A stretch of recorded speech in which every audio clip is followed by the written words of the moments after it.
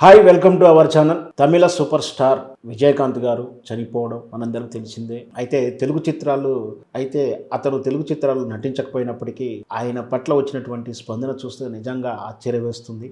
ఎందుకంటే విజయకాంత్ గారు చనిపోయిన తర్వాత చాలామంది తెలుగు సినీ చిత్ర పరిశ్రమ పెద్దలు, ఇటు తెలుగు ప్రేక్షకులందరూ కూడా ఎంతో విషాదాన్ని వ్యక్తపరిచారు. అంటే అతని పట్ల ఉన్నటువంటి అభిమానం, ఎంత ఆప్యాయత ఉందో మనం అర్థం చేసుకోవచ్చు. దీనికి కారణం అతని చిత్రాలు తెలుగులో చాలా చిత్రాలు డబ్ అవ్వడం, ఆ డబ్బింగ్ తోటి తెలుగు ప్రేక్షకులకు ఆయన దగ్గరవాడవడం, వెరసి అతనికి అభిమానాన్ని చొరగొన్న విధానం మనం చూసినాం.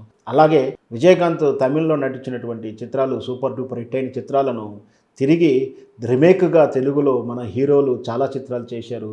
ముఖ్యంగా పెద్ద హీరోలైనటువంటి చిరంజీవి గారు కూడా ఆయన చిత్రాలను తెలుగులో రీమేక్ చేసిన తర్వాత విజయాన్ని సొంతం చేసుకున్నారు. అలాంటి చిత్రాలు ఒకసారి మనం విశ్లేషించుకుందాం.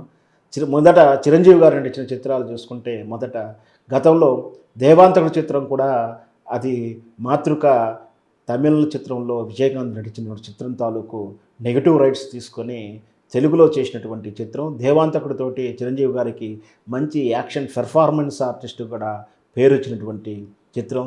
ఆ తర్వాత ఇంకొకటి ప్రధానంగా చెప్పేది ఏంటంటే, తమిళంలో రమణ చిత్రం అది తిరిగి తెలుగులో ఠాగూర్ చిత్రంగా నిర్మించిన తర్వాత చిరంజీవి గారికి ఎంత క్రేజ్ వచ్చిందో. ముఖ్యంగా ఎన్నికల నేపథ్యంలో చిరంజీవి గారు త్వరలో పార్టీ పెట్టబోతున్నారు అని దాన్ని తగ్గటువంటి వేదికను తయారు చేసుకోవడానికి ఠాగూర్ చిత్రం ఎంతగానో ఉపకరించింది. దాంతో సినిమా కథాంశం బాగుండడం, వెరసి చిరంజీవి వారి క్రేజు రెండో కలిసి సూపర్ డూపర్ హిట్ ఇచ్చింది. దాంతోపాటు ఖైదీ నెంబర్ 786 కూడా విజయకాంత్ గారు తమిళ్లో నటించినటువంటి చిత్రం తాలూకు మూలకథ అని చెప్పవచ్చు. ఇకపోతే దాంతోపాటు శోభన్ బాబు గారు నటించినటువంటి గతకాలం చిత్రంలో చూసుకుంటే దొంగ పెళ్ళి అనే చిత్రం కూడా విజయకాంత్ నటించినటువంటి చిత్రం తాలూకు మాతృకనే తెలుగులో దొంగ పెళ్ళి అనే చిత్రంగా రీమేక్ చేయబడింది. ఆ తర్వాత నిన్నటి చిత్రం నేనే రాజు నేనే మంత్రి రాణా సూపర్ డూపర్ హిట్ అనే చిత్రం కూడా విజయకాంత్ గారి గతంలో చేసినటువంటి చిత్రం తాలూకు ప్రేరణ నుంచే కథాంశం తీసుకున్నారు, కూడా దాని హక్కులు కూడా తీసుకున్నారని చెప్తున్నారు. దాంతోపాటు మోహన్ బాబు గారి నా మొగుడు నాకే సొంతం కూడా అది కూడా విజయకాంత్ గారి తమిళ చిత్రం యొక్క రీమేక్ చిత్రంగా చెప్పుకోవచ్చు. ఇకపోతే రాజశేఖర్ నటించిన చిత్రం మా అన్నయ్య చిత్రం కూడా అది తమిళ చిత్రం, విజయకాంత్ నటించిందే. ఆ చిత్రం కథాంశం విధానం చూస్తే కూడా తమిళ వాతావరణమే కనిపిస్తుంది మనకు. ఆ లుంగి కట్టడం కానీ అవన్నీ కూడా మా అన్నయ్యగా చిత్రం తాలూకు మాతృకలో నుండి కథారూపాన్ని తీసుకున్నారు. అది కూడా సూపర్ హిట్ అయింది. అదే కాదు, ఇక ముఖ్యంగా చెప్తే వెంకటేష్ చినరాయుడు చిత్రం కూడా విజయకాంత్ నటించిన చిత్రమే. ఆ తర్వాత గతంలో భానుచంద్ర హీరోగా వచ్చినటువంటి మంచి మనసు చిత్రం కూడా ఆ రోజుల్లో అది 90 దశకంలో మంచి మనసులో సూపర్ డూపర్ హిట్ చిత్రం. అందులో భానుచంద్ర హీరోగా నటించారు.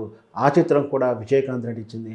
అంటే విజయకాంత్ గారు నటించినటువంటి సూపర్ డూపర్ హిట్లు ఏ విధంగా సరే ఎలాంటి ఆర్టిస్ట్గా అయినట్టు ఇటు భానుచంద్ర, ఇటు శోభన్ బాబు గారు, ఇటు మోహన్ బాబు, చిరంజీవి అంటే ఎవరి తరహా పాత్రలకైనా అది పనికొచ్చేలా వాళ్ళ ఇమేజ్కి తగ్గినటువంటి కథాంశం దాంట్లో ఉండడం అనేది ఈ విజయకాంత్ గారి చిత్రం యొక్క ప్రత్యేకతగా మనం చెప్పవచ్చు. ఏదైనా సరే తమిళలో సూపర్ హిట్ అయిన తర్వాత ఆ చిత్రం నుంచి తిరిగి తెలుగులో కూడా కొందరు ఆ నటులు నటించజేస్తానుకో లేదా తీసేటప్పుడే తమిళని తెలుగు తీస్తున్న రోజుల్లో కూడా కేవలం తమిళ చిత్రాలు మాత్రమే నటిస్తూ తర్వాత అది హిట్ అయిన తర్వాత అవసరమైతే ఇతర నటులకు రీమేక్ కోసం ఛాయిస్ ఇచ్చాడే కానీ తిరిగి నేనే నటిస్తాను వేరే భాషలో కూడా అని స్వార్థానికి పోలేనటువంటి మంచి మనసున్నటువంటి వ్యక్తిగా విజయకాంత్ గారు చెప్పవచ్చు. అందుకే ఆయన చనిపోయిన తర్వాత ఆయన పట్ల ఇంత క్రేజ్ ఏర్పడిందని కూడా మనం చెప్పవచ్చు.